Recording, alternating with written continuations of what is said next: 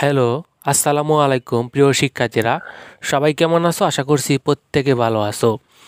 HSC পরীক্ষা 2024 হঠাৎ করেই শিক্ষা বোর্ড থেকে সুখবর দেওয়া হলো সকল পরীক্ষার্থীদেরকে।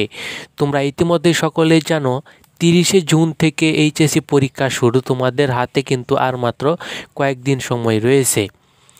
এর মধ্যে তোমাদের কিন্তু অনেকেই আন্দোলন করেছিলে যে পরীক্ষাটা পিছানো হোক, সিলেবাসটা কমানো হোক, বা সামনে যে যদি ঘূর্ণিঝড় বা আবহাওয়া খারাপ হয় তখন তো সমস্যায় পড়তে হবে, এক দুইটা পরীক্ষা কি পিছিয়ে যায় কিনা, তার জন্য অনেকে আন্দোলন করেছিল যে পরীক্ষাটা যেন পিছিয়ে দেওয়া হয়। তো সেটা কিন্তু কোনোভাবেই হলো না। তো এই বিষয় নিয়ে এখনই আমি বিস্তারিত বলবো। তার আগে তোমাদের কাছে রিকোয়েস্ট, তোমরা যারা এই চ্যানেলটাতে একদমই নতুন রয়েছো, চ্যানেলটাকে সাবস্ক্রাইব করোনি, তারা এখনই এই চ্যানেলটাকে সাবস্ক্রাইব করে নোটিফিকেশন হলে ক্লিক করে দাও। আর যারা আগে থেকেই চ্যানেলটাকে সাবস্ক্রাইব করে রাখছো তাদেরকে অনেক অনেক ধন্যবাদ।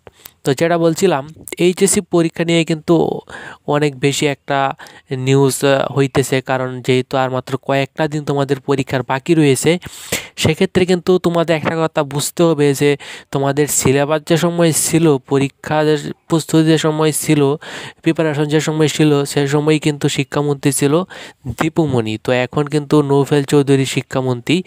তো তিনি কিন্তু কখনোই চাইবেন না যে তিনি যেহেতু নতুন শিক্ষামন্ত্রী হয়েছেন তার রেজাল্টটা খারাপ হোক। তিনি কিন্তু চাইবেন পাশের হারটা কীভাবে বাড়ানো যায়, প্লাস কীভাবে বাড়ানো যায়।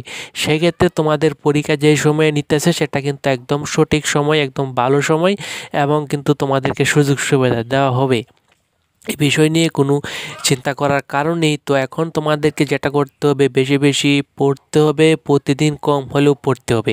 তো এই ছিল আজকের ভিডিও। আজকের এই ভিডিওটা যদি ভালো লাগে তাহলে অবশ্যই একটা লাইক দিয়ে দিও। চ্যানেলে নতুন হয়ে থাকলে চ্যানেলটিকে সাবস্ক্রাইব করে রাখো। ধন্যবাদ সবাইকে।